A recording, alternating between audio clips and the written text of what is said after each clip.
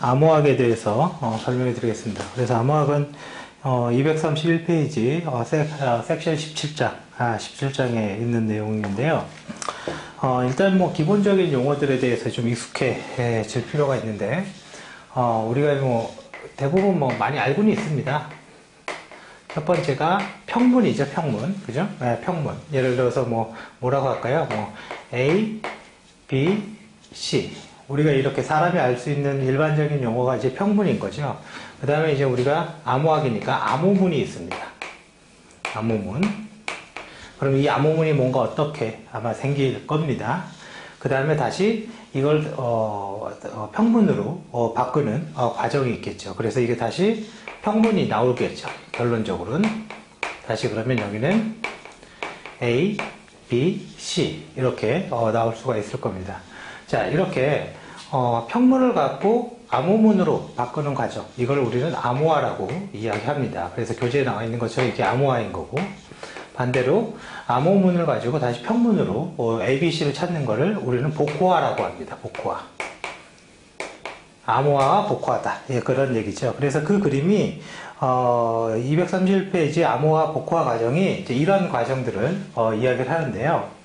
한번 생각을 해보십시오. 처음에 우리가 암호화의 대표적인 예가 이제 시저의 암호화입니다. 시저. 예, 시저 무슨 장군이죠, 장군. 자, 예를 들어서 A라는 값이 이렇게 오는데 우리가 A, B, C, D의 순서로 봤을 때 A를 1이라 보고 B, C, 1, 2, 3 이렇게 부여를 했습니다. 그러면 우리가 이 시저의 암호화는 예를 들어서 원래의 값이 1, 그죠? 1이 오면 더하기 3을 하세요 라고 한번 했다고 가정을 해보세요. 1 더하기 3을 하니까 당연히 얘는 4가 나오겠죠. 4가. 그러면 이 순서대로 A, B, C, D. D가 이제 4가 되는 거죠. 그러니까 A는 이렇게 D로 바뀌게 됩니다. 그래서 A와 A 값이 D로 바뀌었죠. 그거는 시저의 암호화는 특정한 값으로 뭔가 바꿔버리기를 한 거예요. 바꿔치기를 한 거예요. 그래서 이런 바꿔치기를 우리는 뭐라고 그러냐면 치환이라고 합니다. 치환. 뭔가를 바꿨다 이거죠. 예. 그리고 다시 이 D는요, 다시 이 A를 이렇게 뽑아내려면 원래의 값, 그죠? 4에다가 마이너스 3을 하면 1이 나올 겁니다. 그러면 다시 A를 우리가 찾을 수가 있겠죠. 이러한 과정이 가장 암호화의 기본이고 어떻게 보면 또 핵심이기도 합니다. 그러면 이 암호화가 해독되는 이유는 3을 더했다. 이거를 우리가 알 수 있으면 당연히 해독이 가능하겠죠. 그래서 우리가 이 데이터들 A가 D로 바뀌었다, B가 뭐로 바뀌었다, 이 데이터들을 DB에다가 넣어두고 이거를 이제 통계를 내보면 3이라는 값, 3을 더했다라는 걸 누구나 쉽게 유추할 수가 있습니다. 그래서 시저의 암호화는 사실은 가장 최초의 암호화라는 의미는 있지만 이게 무슨 어렵거나 뭐 해독이 불가능하거나 그런 거는 아닙니다. 자, 그래서 우리는요 이 3을요 만약에 랜덤하게 바꾸면 어떨까요? 랜덤하게. 어쩔 때는 2이고 어쩔 때는 1이고 3이 아니라, 그러면 훨씬 더 복잡하게 되겠죠. 그래서 이렇게 3, 2, 1 이런 걸 가리켜서 우리는 암호화 키라고 합니다. 키. 결과적으로 암호화 키가 공개되면 암호문을 가지고 있다 하더라도 거꾸로 이렇게 돌리면 되니까 평문을 알 수 있을 겁니다. 자, 그 내용 등이 이제 암호화의 세부 내용이고, 그래서 암호화, 복호화 그런 내용이고요. 그래서 고전 암호화는 이제 시저의 암호화나 혹은 n의 값이 이런 키 값이 임의로 바뀌는 거, 그런 걸 환자식 암호화라고 하고, 그 다음에 근대 암호화는 그냥 기계로 한 겁니다. 기계로. 이렇게 이제 더하기 빼기 이렇게 한 게 아니라 특정한 단말이 있어서 그 단말에서 한 거를 얘기하는 거고, 현대 암호화는 이제 블록 모드 암호화, 그죠? 뭐 스트림 암호화, 현재 우리가 이제 앞으로 들어볼 것들이 전부 다 현대 암호화가 되겠고요. 자, 암호화 기법의 1회 암호화 기법을 보면 232페이지에 보면요, 뭐 기타 등등이 가장 많이 나왔는데, 일단 여기에서 이 치환이라는 말을 반드시 기억을 하고 있어야 됩니다.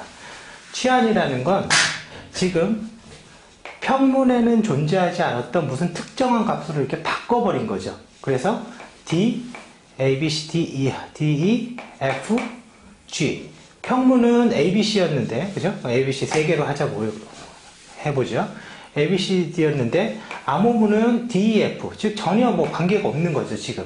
물론 알파벳 수는 아닙니까? 그러면 지금 알파벳 수는 잊어버리고 하셔야 됩니다. 예제니까요.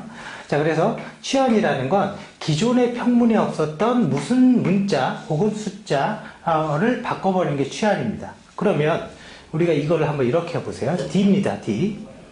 자, D를 갖다가 약속을 한번 해보죠. A는 0001과 같고, B는 0011과 같고, C는 0111과 같고, D는 14개 이렇게 같다고 한번 쳐보세요. 그러면 이걸 가리켜서 이런 식으로 가리켜서 만약에 D는 하나, 둘, 셋, 넷이 나왔고요. 그러면 2도 나와야 되겠네요. 2도. 그러면 2는 만약에 1, 0, 1, 1이 나왔고 F는 1, 1, 0, 0이 이렇게 나왔다고 쳐보세요. 그럼 이렇게 내 4비트씩 끊어져 있는 거죠. 그러면 이게 행이 하나니까 1행입니다. 그리고 하나, 둘, 셋, 넷, 4, 3, 10이니까 12열인 거죠. 1행 12열인 거죠. 1행 12열을 갖다가 이 2행 6열로 바꿔보세요. 2행. 그럼 2행 6열이면 이게 뭔가 하나 더 있어요. 하나, 둘, 셋, 넷, 다섯, 여섯. 여기까지 1열이고. 그러니까 11, 10까지 1열이고. 그 다음에 요게 이제 그대로 내려와야 되겠죠. 11, 11, 00. 그죠? 이렇게 바뀌는 거죠. 이쪽은 이제 지워지고. 결론적으로 기존에 있는 자리를 가지고 행의 그 좌와 우의 좌표를, 그러니까 행렬을 바꿔버린 거죠. 그래서 1행 12열을 갖다가 2행 6열로 바꾼 거예요. 이걸 뭐라고 그러냐면 우리는요, 자리 바꿈이라고 합니다. 자리 바꿈. 암호화는 치환과 자리 바꿈의 방법을 반복적으로 수행을 해서 복구할 수 없게 만드는 거고요. 그래서 치환이라는 건 암호문과 평문과 암호문 간의 관계를 끊어버리는 게 주 목적이고, 자리 바꿈이라는 건 암호문을 흩어뜨리는 게, 행렬을 흩어뜨리는 게 주 목적입니다. 그리고 사실은 여기서 자리 바꿈에서 하나 더 하는데, 압축 자리 바꿈을 해요. 압축 자리 바꿈. 즉, 예를 들어서 1의 수가 너무 많잖아요. 그럼 1을, 1 4개, 이런 식으로 요약해서 압축하는 거죠, 데이터를. 그래서 압축과도 비슷합니다. 암호화 자체는. 그런 거를, 치환과 자리 바꿈. 다른 말로, 혼돈과 확산. 그죠? 치환이 혼돈, 자리 바꿈이 확산이라고 합니다. 그 과정을 반복하는 게 이제 암호화인 거고요. 그래서 1-232페이지의 고대의 대치, 치환, 이게 이제 그 얘기를 하는, 전치, 이게 그 얘기를 하는 거고, 현대 암호화도 이러한 과정을 지속적으로 돌리는 겁니다. 이 돌리는 거를 우리는 라운드라고 부릅니다. 자, 그 다음에 233페이지 다음 장을 한번 볼게요. 거기 보면 이제 대칭키라는 게 나오죠. 여러분들이 이제 이 부분서부터는 용어가 비슷비슷하니까요. 용어를 좀 명확하게, 대칭키가 있고 비대칭키가 있어요. 그럼 비대칭키가 똑같은 말이 공개키 알고리즘이에요. 이거 같다고 기억해 두세요. 아까 우리 암호화에서 키가 필요하다고 분명히 얘기했습니다. 대칭키는 그 키를 개인 키가 아니라 비밀키라고 부릅니다. 비밀키, 프라이빗 키, 비밀키라고 부르고, 비대칭키는 키가 두 개가 나오는데 하나는 개인키, 하나는 공개키. 개인키는 나만 있는 거, 공개키는 말 그대로 공개한 거예요. 그래서 공개키로 암호한 걸 개인키로 복구할 수는 있는데, 공개키로 암호한 걸 공개키로 복구할 수는 없어요. 그 반대도 안 됩니다. 개인키로 암호한 걸 개인키로 복구할 수는 없다고요. 이거는 절대 원칙이에요. 이게 깨지면 비대칭키 암호화, 공개키 암호화가 아닙니다. 자, 그래서 이 개인키를 또 다른 용어로 사설키라고도 부릅니다. 사설키. 한글이 거의 어렵서 오히려 한글이 더 어렵습니다. 이걸 표현하는 게. 그래서 개인키나 사설키라고 부르면 비대칭키, 공개키에 나만 있는 키를 얘기하는 거고, 대칭키는 송신자와 수신자가 똑같은 키를 가지고 있는 거, 그걸 비밀키라고 이야기를 한다. 그렇게 기억을 해 두십시오. 자, 그래서 대칭키는 이렇게 송신자와 수신자가 동일한 비밀키를 공유하고 있는 형태를 대칭키라고 얘기하고, 이 암호화는요, 단위에 따라서 스트링 혹은 블럭 이렇게 나눠집니다. 뭐 컴퓨터는 0과 1밖에 못한다라는 건 아시죠? 스트링 단위 암호화는 0, 1, 1, 0 이런 값이 있었다면 이거를 0, 뭐 1, 1, 1로 XOR을 시킵니다. 그럼 이거는 기계가 하는 게 훨씬 더 유리하겠죠. 그래서 스트링 암호화는 기본적으로 기계가 하는 거고 0, 1일 때는 XOR이니까 1이죠. XOR의 특징은 1, 1일 때 0이 된다는 거예요. 1, 1일 때 0, 1, 1일 때 0인데 하나 올라오니까 1, 그죠? 1, 1일 때 0이 된 거죠. 근데 0, 0일 때 0. 이런 식으로 비트를 암호화하고 이걸 다시 쉬프트를 합니다. 그러면 왼쪽 쉬프트 하면 예를 들어서 한 비트씩 이렇게 왼쪽으로 보내라는 거거든요. 그럼 마지막 하나는 없어지겠죠. 이런 거를 반복적으로 하는 게 스트림 암호화고 기본적으로 어디에 쓰냐면 기계에서 씁니다. 그래서 군대에서 뭐 보안 장비, 암호화 장비, 전화할 때 암호화 장비 끼고 전화하거나 이럴 때 사용하는 게 스트림 암호화고요. 근데 이거는 기계는 굉장히 하기가 유리한데 좀 더 복잡한 연산이나 이런 걸 할 때는 좀 문제가 있습니다. 그래서 나온 게 우리가 많이 사용하는 게 블럭이죠. 블럭 이꼬르 고정길이에요. 네, 전산에서 블럭 나오면 전부 고정길이. 블럭, 패킷 뭐 이런 거 있죠. 페이지 이건 다 고정길이에요. 전부 다. 전산에서는. 자, 블럭이라는 게 나오면 평문이 이렇게 있으면 특정한 고정 길이로 이렇게 나눠주고 이 나눈 각 블럭마다 뭔가 암호화를 하는 것을 우리는 블럭 암호화 기법입니다. 근데 이걸 어떻게 하냐? 암호화 키라는 게 있다고 그랬죠. 아까 그 시저의 암호화처럼 키를 갖다가 뭔가를 해서 암호문을 만들고 얘도 똑같습니다. 암호문 만들고 암호문 만들고 암호문 만들고 그럼 이거 문자를 다 이렇게 붙여보면 결론은 다 암호화가 된 거죠. 그래서 이런 거를 블럭 암호화 모드 중에 ECB 방법이다 라고 부릅니다. 그래서 ECB도 있고 가장 안정적인 게 CBC도 있고요. 뭐 기타 등등이 있는데 그런 내용들은 뒤에 있습니다. 자, 뒷장을 봐보면 234페이지의 내용입니다. 자, CBC 암호화는 ECB는 그냥 그대로 한 것밖에 없죠. 근데 여기에 초기화 벡터 값 IV 값을 하나 더 붙여줍니다. 그래서 이걸 가지고 연산을 하고 암호화 키 넣어서 암호문을 만들어요. 그리고 이걸 다시 이쪽에 인풋으로 당겨 놓죠. 그럼 이렇게 되면 훨씬 더 복잡한 거죠, CBC가. 그래서 가장 안정적이다라고 얘기합니다. 단, 첫 번째 블럭이 암호화 될 때까지는 두 번째는 안 되죠. 이거의 결과를 인풋으로 받아서 돌아가니까. 그죠? 그래서 병렬 처리에 문제가 있는 거죠. 그런 방법이 뭐 CBC, 그 다음에 CFB, 그 다음에 OFB. 그죠? 이거 그림을 잘 보면 됩니다. 자, 그렇게 나눠져 있고요. 자, 그러면 여기에서 대칭키 암호에서 가장 대표적인 게 뭐냐면 데스죠, 데스.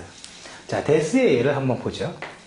첫 번째 블럭이 있습니다. 데스는 우리가 이걸 반으로 자릅니다. 그래서 여기는 left, right. 사실은 반으로 자른다, 안 자른다 그런 건 중요하지 않습니다. 그리고 예를 들어 이렇게 바꿔요.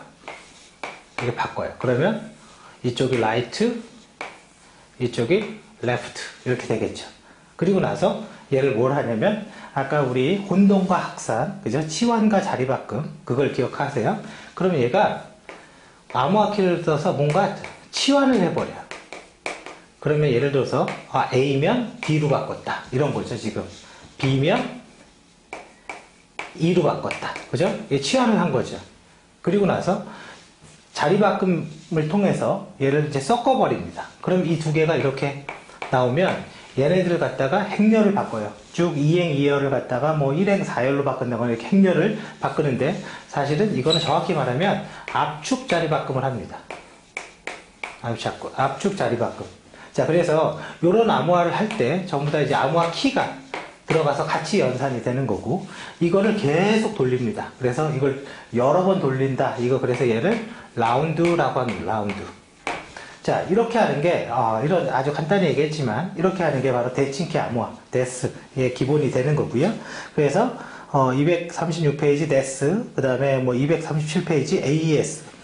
근데 이걸 가만히 보면 지금까지 한 거를 거꾸로 돌리면 다시 이게 돼야 되는 거죠. 그죠? 그런 거를 가리켜서 우리는 5스텝 구조라고 하는 거고, 지금 우리가 보는 것 중에 AES 암호화는요, 특징 중에 하나가 역함수가 존재해요. 역함수. 이 역함수라는 건 우리가 그냥 상식적으로 이렇게 연산하고 이렇게 연산해서 라운드를 아무리 돌려봤자 이걸 반대로 하면 당연히 이게 나오는 거죠.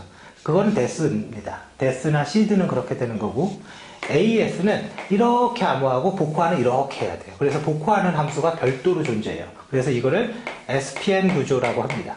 그래서 암호화 과정을 역으로 돌렸을 때 복호화되면 우리는 파이스텔, 그래서 데스나 시드나 우리가 알고 있는 대부분이 그렇습니다. 그리고 반대로 암호화 과정과 복호화 과정이 다른 게 이제는 SPN 이렇게 분류가 되어 있는 거고요. 자, 그 다음에 238페이지, 나머지는 이제 키를 몇 비트를 쓰냐. 당연히, 키라는 건 연산을 하는 거기 때문에, 평문이 0001과 1111이 있으면, 이 자리가 길면 길수록 당연히 훨씬 더 복잡해지는 거죠. 그건 당연한 겁니다. 그래서 지금 우리나라에서 공부하는 거는 128비트 이상의 키를 써라. 라고 되어 있습니다. 자, 그 다음에 암호문 분석 기법. 자, 암호문 단독 공격서부터 선택 암호화 239페이지입니다. 자, 이거는 암호화는요, 기본적으로 이건 알아두셔야 돼요. 통계가 가능하면 복호화됩니다. 통계가. 평문과 암호문이 이렇게 DB에 이렇게 쌓여서 이걸 분석해 봤더니 아마 A는 D가 나온 거다. 이런 통계가 가능하면 복호화가 되는 거고, 그러한 분석 기법입니다. 그래서 암호문 단독 공격, 알려진 평문으로 암호문을 유추해보자. 이런 공격별로 나와 있는 거고요. 자, 뒤로 넘어가겠습니다. 자, 그 다음에 240페이지에 DP 헬만이 있고, 그 다음에 RSA, 그 다음에 이제 사실은 뒤로 조금 끝에 가면 전자서명이 있습니다. 전자서명까지, 일단은 같이 얘기를 드리면, 될 것 같고요. 자, 여러분들이 좀 한번 생각을 해보면, 이거 자꾸 떨어뜨렸어, 제가. 네, 괜찮죠? 네, 왜 자꾸 떨어지는지 모르겠네요. 자, 공개키 암호화, 다른 말로 대칭키는 개인키와, 공개키. 이 두 개가 존재한다라고 그랬어요. 아까 대칭키는 비밀키 하나만 있었는데, 공개키 암호화는 개인키와 공개키 두 개가 존재하는 거고, 여기에서 우리가 이걸 하나 봐야 돼요. 전자서명. 2장의 교재 제일 뒤에 있는데요. 그 뒤에가 아마, 잠깐만요. 제가 페이지로 잠깐 먼저 이걸 얘기 드릴게요. 페이지로 보면 248페이지에 나와 있습니다. 이거 하나만 정확히 알아두세요. 송신자가 있고 수신자가 있습니다. 송신자는 송신자의 개인키가 있고, 수신자는 송신자의 또 공개키가 있고요. 수신자는 수신자의 개인키가 있고, 그 다음에 수신자의 공개키가 있습니다. 이렇게 총 4개의 키가 있는데, 전자서명이라는 건 상식적으로 생각해도 나만 할 수 있어야 되는 거죠. 서명은 누가 한다는 것 자체가 말이 안 되죠. 그래서 얘는 전자서명을 할 때 씁니다. 두 번째, 교재에서는 이 개인키가 사설키로 써 있습니다. 공개키라고 나와 있는데, 이 공개키는 제가 아까 뭐라고 그랬어요? 개인키로 한 건 공개키로, 공개키로 한 건 개인키로, 이렇게 쌍이라고 얘기했습니다. 그러면 이 서명을 하기는 누가 서명한 거야? 이거 체크는 당연히 서명하기는 공개키로. 이건 안 됩니다. 송신자의 개인키로 한 걸 갖다가 수신자의 공개키로. 이건 말이 안 되는 거예요. 쌍이 안 맞는 겁니다. 자, 그 다음에 수신자의 공개키는 암호화를 합니다. 암호화. 그러면 수신자의 개인키는 복호화를 하는 거죠. 그래서 전자서명은 이렇게 키가, 이 4개가 이러한 용도로 사용이 됩니다. 그러면 일예로 한번 보죠. 평문이 있습니다. 그냥 ABC라고 생각하시면 돼요. 그러면 평문을 해시함수에 넣습니다. 그 해시함수의 특징이 어디 있어요? 교재 242페이지 해시함수가 있죠. 평문을 해시함수에 넣으면 해시는 원웨이 펑션입니다. 원웨이 펑션은 입력은 넣으면 출력이 나오긴 하지만 출력으로 입력을 알 수는 없다. 그 전제 조건이에요. 그러면 얘가 뱉어내는 게 메시지 다이제스트라는 게 나와요. 그러면 내가 뭘 해야 되냐면 이걸 내가 서명을 하고 싶어요. 그럼 서명을 하려면 당연히 어떤 키가 필요해요? 내가 하는 거잖아요. 내가 송신자의 개인키, 개인키로 해서 서명문을 만들었어요. 근데 메시지를 보냈는데 중간에 이게 예를 들어서 깨져 있어. 아니 이게 변조가 됐어. 이런 걸 확인하려면 평문을 또 보내줘야 돼요. 그러면 이 평문을 갖다가 다시 그냥 이렇게 보내면 스니퍼로 알 수가 있으니까 당연히 암호화해서 보내는데 평문은 길이를 예측할 수 없죠. 데이터가 작은지 큰지 이게 랜덤한 거죠. 그래서 비대칭 키로 하면, 즉 공개 키로 하면 그 성능이 느려서 보낼 수가 없습니다. 그래서 평문은요, 암호문을 만드는데 이 암호문을 만들 때 비밀 키로 만들어요. 비밀 키로. 그죠? 그럼 아까는 이 전장에서는 4개의 키였잖아요. 실제 5개의 키가 있는 거죠. 그래 비밀 키로 만들어요. 그러면 송신자는 비밀 키로 평문을 암호화를 해버리면 수신자는 비밀 키가 없잖아요. 그러면 뭐 해야 돼요? 이 비밀 키를 또 보내줘야 된다는 거예요. 통신을 통해서. 근데 스니퍼로 잡으면 이 비밀 키가 복화가 되는 거죠. 그래서 이 비밀 키를 갖다가 다시 암호화를 합니다. 뭘 하냐? 수신자의 공개 키로. 수신자의. 그러면 이 비밀 키가 암호화된 비밀 키가 나오겠죠. 암호화된. 그래서 이놈과 이놈과 이놈을 갖다가 봉투에 싸서 엔벨러퍼에 싸서 데이터를 보냈습니다. 그럼 수신자는 이제 뭘 하냐? 비밀 키를 알아야지 평문도 복구할 수 있죠. 그래서 수신자는요, 수신자의 개인 키로 이거를 해독해서 비밀 키를 끄집어냅니다. 비밀 키를. 그죠? 그리고 이 비밀 키를 통해서 이 평문, 암호화된 평문, 그죠? 비밀 키를 암호화된 거, 이걸 가지고 다시 평문을 얻어냅니다. 그러면 이놈의 해시 함수와 똑같은 해시 함수에 이걸 집어넣는 거예요. 그러면 해시는 입력이 똑같으면 출력도 똑같습니다. 그러면 입력이 지금 똑같으면 출력도 똑같으니까 MD가 당연히 나오겠죠. 그죠? 그래서 변조 여부를 확인하는 거고, 여기 서명된 거, 송신자의 개인 키로 했죠. 송신자의 공개 키로 얘는 풀어서 서명을 한 건지 확인을 합니다. 이게 풀리면 확인이 되는 거예요. 이게 풀리면. 그래서 총 5개의 키가 사용이 되는데, 이 과정에서 한번 생각을 해보세요. 해시 함수, 첫 번째, 원웨이 펑션, 그 다음에 두 번째 뭐예요? 인풋이 똑같으면 아웃풋도 똑같다. 그죠? 또 하나 있습니다. 임의의 길이가 막 바뀌어도 인풋의 길이가, 아웃풋의 길이는 똑같습니다. 그래서 이런 3가지 특징을 가지고 있고, 두 번째는 여기에 지금 뭐가 있냐면요. 무슨 수신자의 공개키. 이건 도대체 어떻게 생긴 거지? 송신자의 개인키와 공개키는 내가 만든 거니까 그냥 내가 갖고 있는 게 당연한 거예요. 근데 수신자의 공개키는 도대체 송신자가 어떻게 갖게 된 거지? 이런 문제가 있죠. 그래서 우리가 이거를 키교환이라고 합니다. 키교환. 어떻게 키를 교환할 거냐. 이게 가장 중요한 이슈가 되는 거고요. 그게 그 내용에 보면요. 240페이지에 디피-헬만의 키교환 알고리즘. 난수를 만들어서, 그림의 의미는 그겁니다. 난수를 만들어서 서로 주고받으면 그 난수를 인풋으로 똑같은, 이미 정의된 함수에다 돌리면 같은 키가 나온다. 그런 얘기를 하고 있는 거예요. 그래서 가장 고전적인 방법이 DPL만인 거고, 그거는 그 함수가 공개가 되거나 통계가 되면 금세 유추가 가능한 거죠. 그래서 문제가 많은 겁니다. DPL만은. 자, 그리고 넘어가시면, 그 다음에 뭐 ECC, 그 다음에 RSA. 지금 이렇게 사용하는 게 이제 RSA 암호화라고 보셔도 됩니다. 그래서 RSA 키 교환. 그래서, 지금 얘도 수신자의 공개 키를 가지고 지금, 어떤 걸 비밀 키를 넘겨서 줬죠. 암호화시켜서. 이것도 키 교환입니다. 그래서 RSA 키 교환이라고 얘기를 드리는 거고요. 그 다음에 241페이지의 RSA 알고리즘은 얘는 개인키, 공개키 쌍으로 당연히 일어나는 거고, 그거를 소인수 분해를 기반으로, 그죠? 암호화를 시킵니다. 근데 이제 소인수 분해를 어떻게 하냐, 뭐, 그거를 우리가 논할 때는 아닌 것 같고요. 그래서 임의의 소수를 선택해서 키를, 선택하는 구조로 되어 있고, 그 다음에 ECC. 그러면 얘는 소인수 분해가 아니라 이산대수 알고리즘을 사용합니다. 그래서 알고리즘 자체가 조금 차이가 있는 거고요.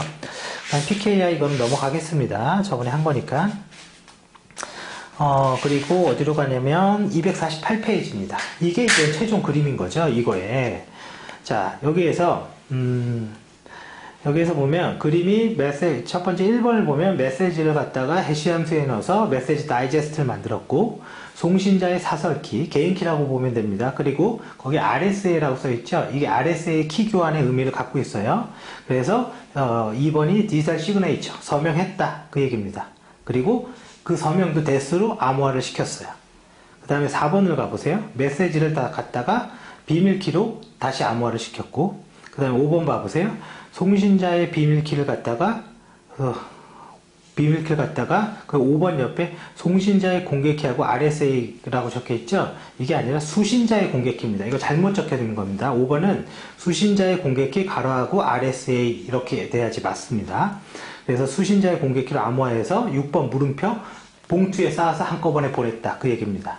도착하면 7번 디지털 엔벨러퍼에 도착했습니다. 그러니까 수신자의 공개키로 암호화했으니까 7번은 수신자의 사설키, 즉 개인키로 복호화를 해서 데스의 키부터 꺼내내죠. 그리고 7번에서 다시 8번으로 가면 아까 평문 암호화해 둔 거, 그거를 다시 비밀키로 풀어서, 그죠? 풀어서 9번 위에 디지털 시그네이처라고 적혀 있죠? 여기가 사실은 시그네이처가 아니라 평문입니다. 평문. 이거는 9번 이거 잘못됐습니다. 9번 위에 그 박스가 디지털 시그네이처죠? 이게 아니라 평문입니다. 평문. 메시지입니다. 메시지. 그래서 해시하면서 넣으면 메시지 다이제스트가 나오죠. 9번은. 자, 그 다음에 다시 10번을 가보세요. 송신자의 비밀키, 그죠? 데스의 키로 암호화된 키를 풀고 송신자의 공개키로 뭐 한 거예요? 지금 서명을 확인한 거죠. 아까 개인키로 서명했으니까 공개키로 서명을 확인한 겁니다. 그래서 MD를 11번에 빼고 두 개의 MD가 같은지 다른지 비교한다 이거죠. 그래서 무결성 검사를 하고 있는 과정을 그리고 있는 거고요.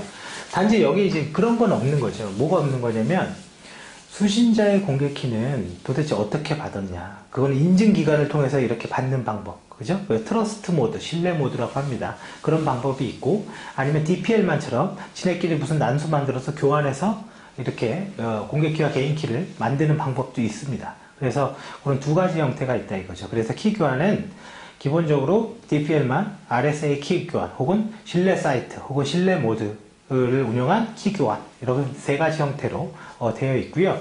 이 부분은 시험이 엄청 많이 나옵니다. 엄청 많이 나오고, 특히 전자서명의 과정 제일 중요해요. 여기에서. 자, 그래서 이렇게 해서 이 내용까지 설명을 드리겠습니다.